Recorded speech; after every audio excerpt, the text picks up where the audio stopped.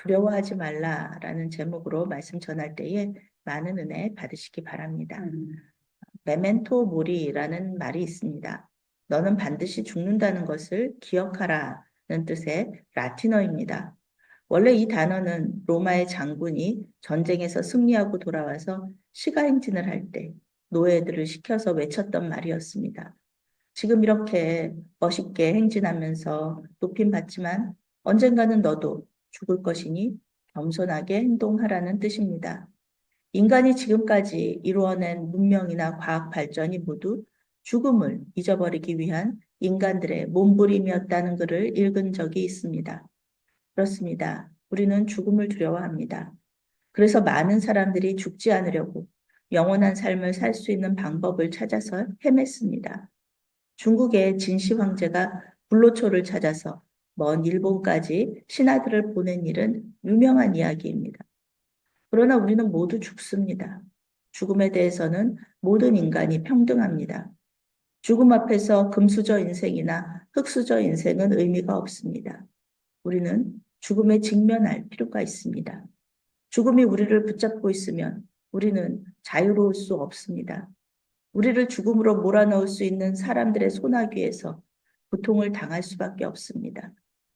죽음이 두렵기 때문입니다. 그런데 오늘 말씀에서 예수님은 육신을 죽일 수는 있어도 그 다음에 아무것도 할 수 없는 사람들을 두려워하지 말라고 말씀하십니다. 오늘 문맥에 따르면 이 사람들은 유대인들이죠. 예수님을 미워하고 예수님을 죽이려는 사람들입니다. 유대인들은 회당 중심의 공동체 사회입니다. 유대인 회당에서 또 유대인 공동체에서 쫓겨난다는 것은 사회적인 죽음을 의미합니다. 아무것도 할 수 없어요. 그런데 예수님을 믿는다는 그 이유만으로 이 공동체에서 쫓겨나게 생긴 것입니다. 종교 지도자들이 예수님을 메시아로 인정하지 않고 죽이려고 하니까 당연히 이 회당 중심의 유대인 공동체에서도 예수님을 거절하는 것입니다. 그런데 예수님은 제자들을 내 친구라고 부르면서 사람을 두려워하지 말라 이렇게 말씀하십니다. 그 사람들은 제자들의 목숨을 빼앗을 수는 있어요. 실제로 예수님을 십자가의 죽음으로 몰아넣은 사람들이 바로 이 사람들입니다. 예수님은 이 사람들이 죽음 위에는 아무것도 할 수 없는 사람들이라고 말씀하십니다. 우리가 생각하기에는 이 땅에서 우리의 생명이 가장 소중한데 예수님께는 아닙니다. 예수님은 죽음 이후의 삶에 대해서 말씀하고 계십니다. 예수님은 우리가 정작 두려워해야 할 존재, 그분이 누구인지를 알려주신다고 오늘 말씀하시죠. 그분은 바로 하나님이십니다. 그분은 바로 예수님 자신이십니다. 사람은 죽일 뿐이에요. 죽인 다음에 그 사람은 우리를 어떻게 할 수가 없어요.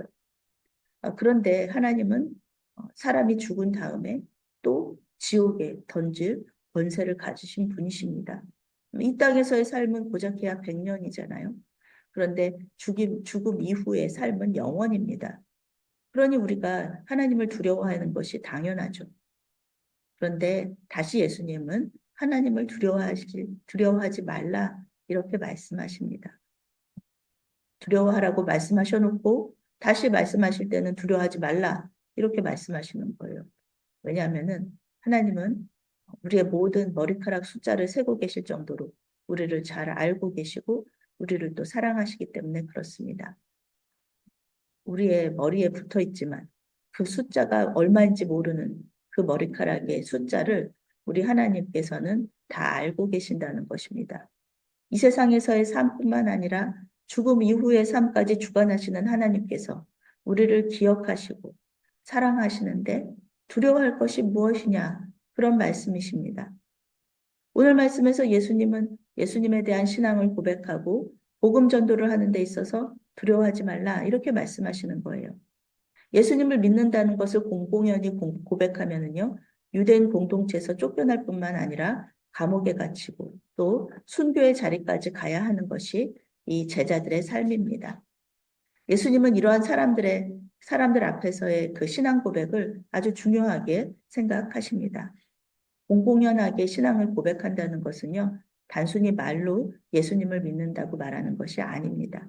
이것은 삶으로 내가 예수님을 믿는다. 라는 것을 보여준다는 뜻이에요.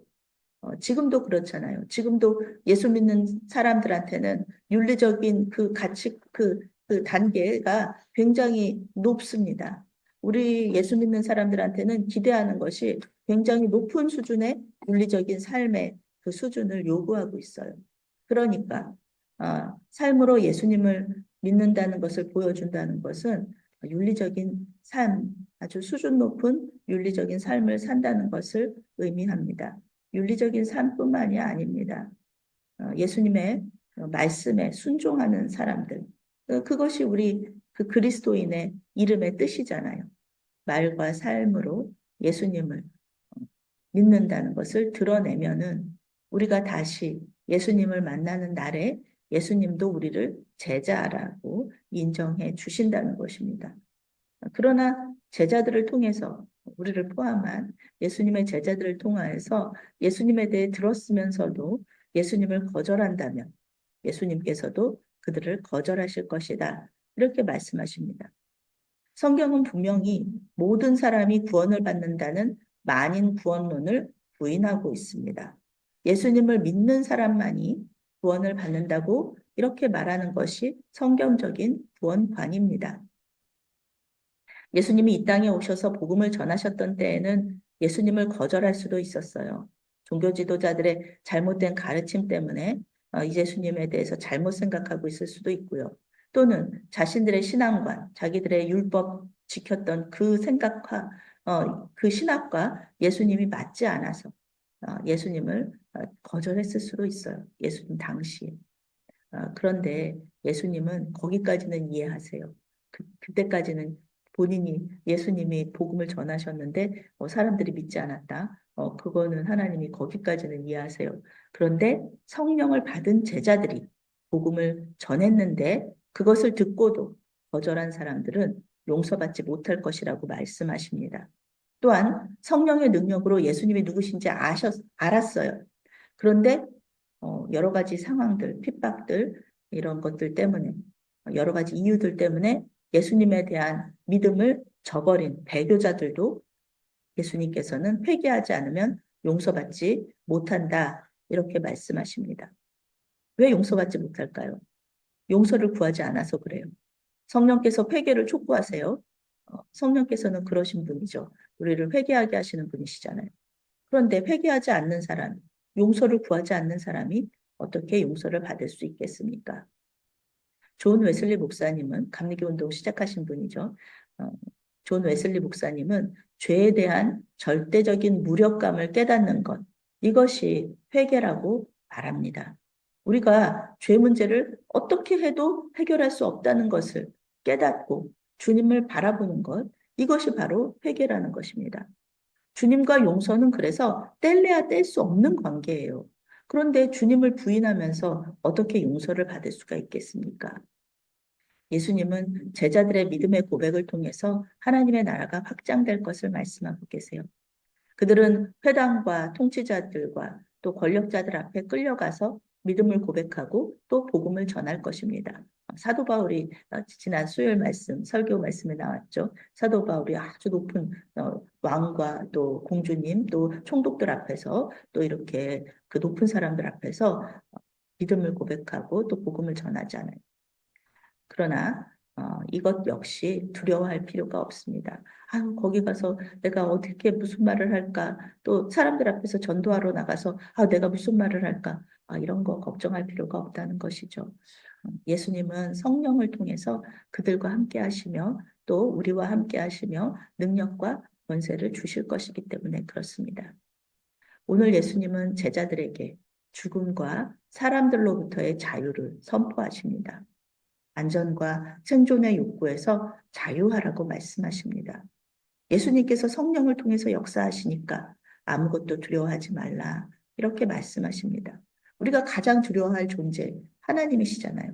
그런데 하나님을 두려워하지 말라. 이렇게 얘기하시는데, 우리가 가장 높은 존재, 가장 두려워할 존재를 두려워하지 말라고 얘기하시는데, 그러면 우리가 두려워할 것이 무엇입니까? 어떤 존재도 두려워할 필요가 없다라는 것을 오늘 예수님께서 말씀하시는 거예요. 우리는 이제 5월을 시작합니다. 주님을 믿는 믿음으로 죽음과 사람들을 두려워하는 그 불안에서 승리하시기 바랍니다. 누구도 우리의 영혼을 해하지 못합니다. 주님 안에서 우리의 영혼은 안전합니다. 삶으로 주님에 대한 신앙을 고백하면서 모든 두려움을 주님께 올려드리고 평안의 은혜를 누리시는 5월이 되시기를 주님의 이름으로 축원합니다. 아멘.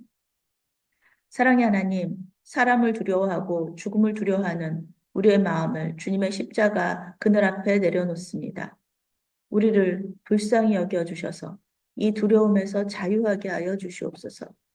주님에 대한 신앙을 고백할 때 기쁨이 넘치게 하여 주시옵소서.